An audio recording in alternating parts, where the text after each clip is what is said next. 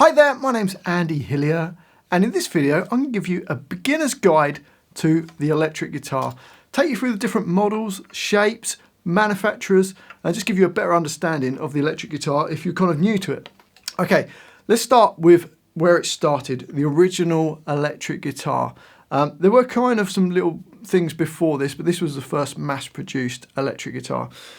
So this shape is called a Telecaster shape, and it's made by Fender. So Leo Fender was the originator.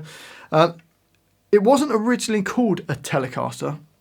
It was originally called an Esquire, and they offered it with one pickup or the two pickups. Now the pickups are these bits here, which act as kind of little microphones. It picks up the vibration of the string and changes the vibration into an electrical signal, which then goes to what we have, an amplifier, which makes the sound louder. So it was originally an Esquire with one pickup, and then they later named the two pickup version a Broadcaster. Unfortunately, another company called Gretsch had a drum kit called the Broadcaster, so they weren't allowed to use the name Broadcaster on their electric guitars. So it's made by Fender, and it used to say Broadcaster.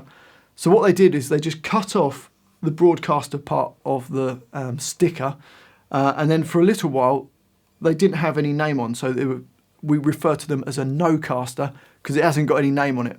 So originally a Squire, then Broadcaster for the two pickup, and then it was a no-caster, and then it eventually became the Telecaster. So the Telecaster, it refers to this shape of guitar. So we've got the neck, we've got one cutaway. So a cutaway is where it's cut from the shape of what we call the body, and it enables more access higher up the neck. So there's not really much of a cutaway on the top, but then there's a big cutaway underneath. So there, two pickups. We have a selector switch. So this switch chooses the different pickups. So on a Telecaster, when it's on facing that way, it uses this pickup here, which we note as the neck pickup. Surprisingly enough, because it's near the neck. So the neck is this big long part of the guitar here. If we put it to the middle position, it chooses the two different pickups. To the right, we use this pickup, which we call the bridge pickup, because this is the bridge of the guitar. So let's have a quick listen to the Fender Telecaster. I'm on the neck pickup, and you get this.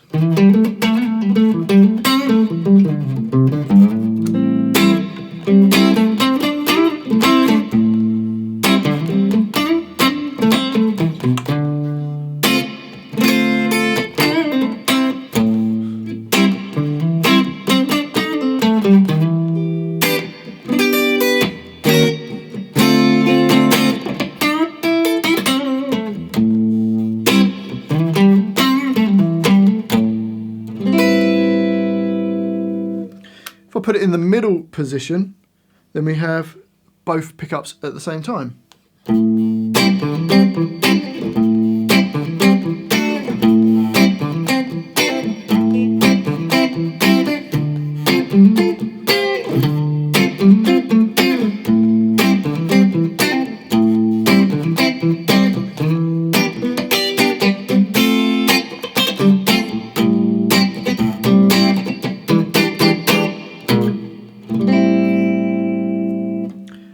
And if we put the selector switch to the right, we get the bridge pickup where we get this.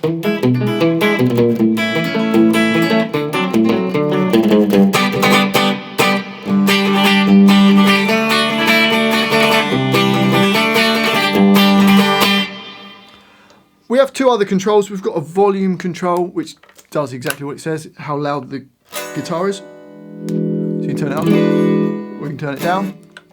And the other control is a tone control. It just takes off some of the high end of the guitar.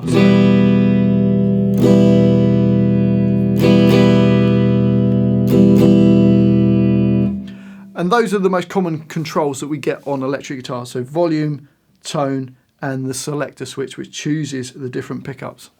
So there you go, that's the Fender Telecaster. Quite a recognisable shape. Lots of guitars have copied this shape, so you'll hear it as a Telecaster or a Telly, or some manufacturers don't like to say that word, so they say T-type guitar. But there you go, that's the shape of it, the Fender Telecaster.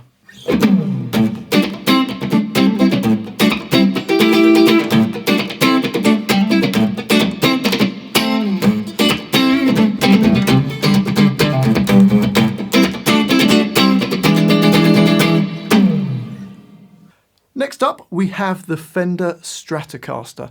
Now this came out in 1954, so this is a later model. Same company, so it's made by Fender, so Leo Fender's second design. Made a few changes to the original Telecaster. The first being is all the contours on the body of the guitar. So lots of cutaways on the guitar to make it more comfortable to play. So it's suggested to put a big cutaway on the back so that it doesn't dig into your body. A cutaway on the top of the guitar so your arm goes over the top. And then a big cutaway in the guitar here to enable higher access up to higher frets. So you've got a big cutaway this side, same kind of cutaway, and it's just a lot more rounded, a lot smoother body shape. Originally, they always came with 3 pickups. On this guitar, it's got a slight different pickup. Normally, we have these type of pickups where you can see it's sort of that kind of width, a single line of metal dots. So that's called a single coil pickup.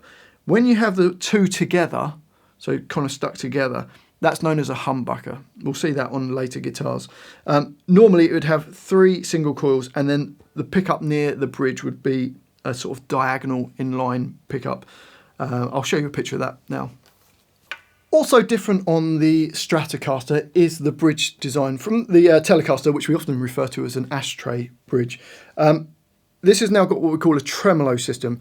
So the bridge of the guitar is connected to these springs on the back, so it can move up and down. Originally, it would have only moved away from the guitar, and by doing that, it loosens the strings, so the pitch of the strings goes down. You would have normally a bar. I haven't got a bar on this one, but a little bar that comes out where you can press it down, reduces the string pitch. So you can get all different sounds and effects from using the tremolo. Okay, so it's a Fender Stratocaster, the most copied guitar. Most other manufacturers have produced guitars that look like these. We know them as Stratocaster shapes or Strat shapes. Some people refer to them as S-shape guitars. It's a bolt-on neck, which I didn't show you on the Telecaster. Basically, the neck is just bolted onto the body of the guitar. It's a nice cheap way of producing guitars. We'll see on other guitars that sometimes it's glued in, or it's even one piece of wood that goes all the way through. But yes, that's called a bolt-on. You might see that in descriptions of guitars, bolt-on necks rather than set necks or glued-in necks. So yeah, Fender Stratocaster, we have 3 controls now. We have a volume and then 2 other separate tone controls. One for the neck and what we call the middle pickup, called the middle pickup, because it's in the middle, makes sense, doesn't it? And another tone just for the bridge pickup. 5-way selector switch. Originally it would have come with a 3-way selector switch to choose the 3 different pickups. So it'd be one here, the middle position would be using the middle pickup, and then the next position would use the bridge pickup. And then later on, they used a 5-way switch, so you could have the neck pickup, the next one along used the neck and the middle, and then the middle along on its own, and then the middle and the bridge, and then bridge alone. So 5-way selector switch. And yeah, just a much more comfortable, for me, shape. And yeah, very recognisable. So the Fender Stratocaster. Let's have a quick listen then. So I'm on the neck pickup, and you get this.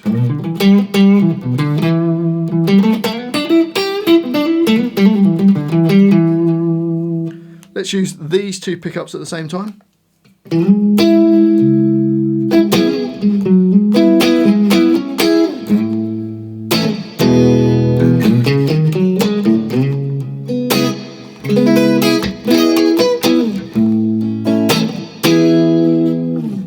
Middle on its own.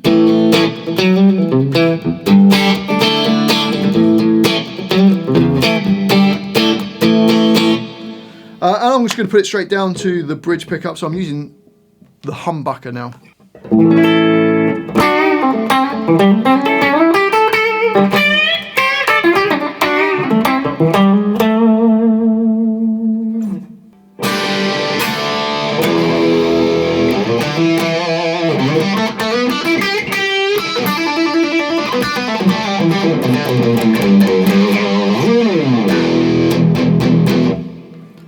Okay, next up, another manufacturer. So this is Gibson, and this model of guitar is called the Gibson Les Paul.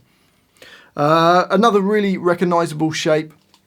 You'll notice it from the top of the guitar is not cut away, it kind of just goes round, a bit more like a kind of acoustic guitar. And then underneath we have a single cutaway. So it's often referred to as a single cut shape.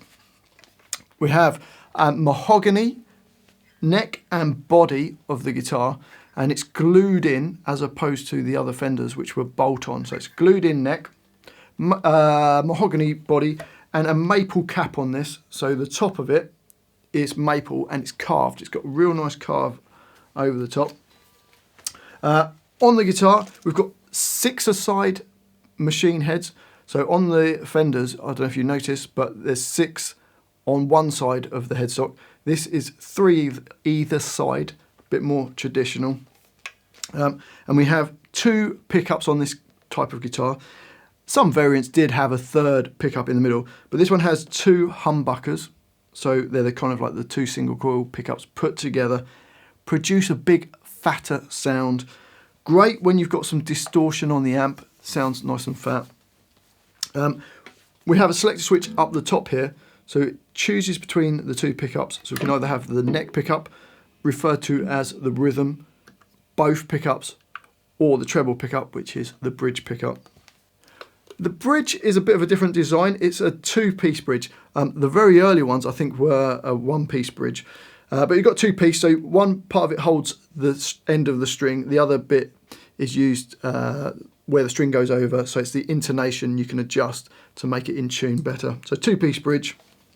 We have 4 controls, so we have 2 tones, 1 tone for each of the pickups, and 2 volumes. So the far 2 ones away are the tone, the 2 nearest are the 2 volume controls. Yeah, Gibson Les Paul became really popular kind of in the 70s. I don't think it was a massive hit originally.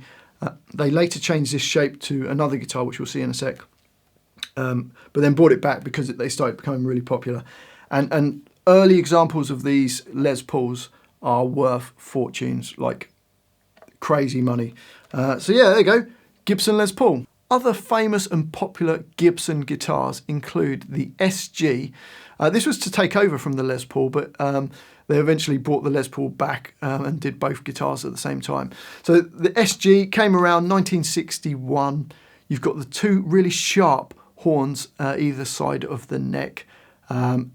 It's really sort of well known for being a rock guitar, especially Angus Young from AC/DC really made it popular. So that's the Gibson SG. One of the all-time coolest guitars is the Gibson Flying V.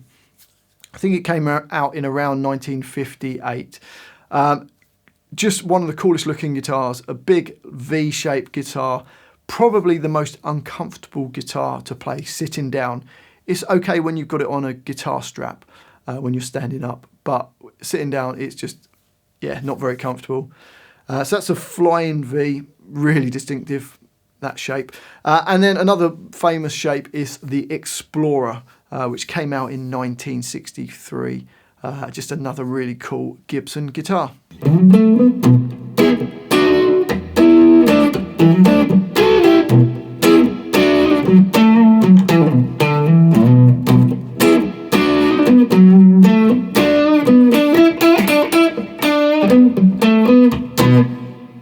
The next manufacturer I'm going to quickly talk about is PRS, or Paul Reed Smith guitars.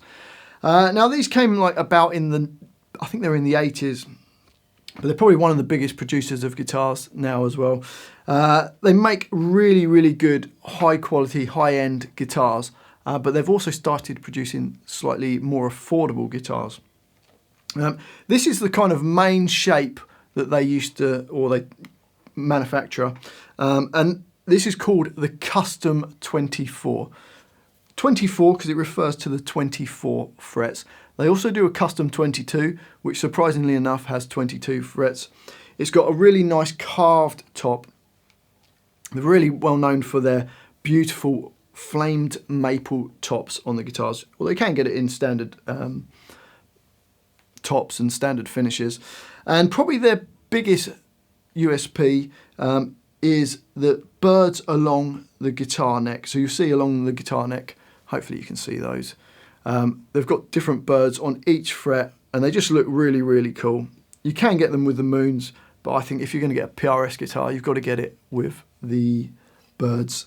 They just look really cool. 2 humbuckers on this, really nice tremolo, stays in tune really well. They are really, really well built guitars, really, really high spec. They're a little bit pricey, but as of anything, you pay for what you get. So there you go, that's a PRS Custom 24. PRS also make a Strat type guitar. It's a relatively new thing that came out. It's called the Silver Sky. It's based on a Stratocaster, but it's their take on the Stratocaster. Very cool looking guitar. Again, you get the birds, you get the 3 single coil pickups. So very similar to a Stratocaster, but that's PRS's version of it.